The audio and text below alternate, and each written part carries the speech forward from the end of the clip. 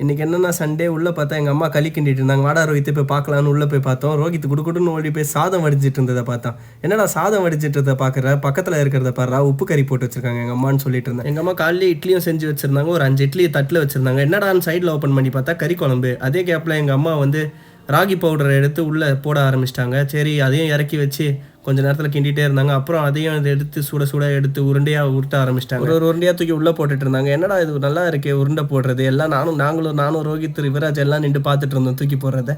சரி நல்லா தான் இருக்குன்னு ஒரு 5-6 உருண்டை எடுத்து உருட்டி வச்சிட்டாங்க. ரோஹித்தும் எடுத்துகிட்டு வந்து சாப்பிட்றதுக்கு வச்சிட்டான். பார்த்தா உப்பு கறியும் வந்துச்சு, கறி குழம்பும் வச்சிட்டாங்க.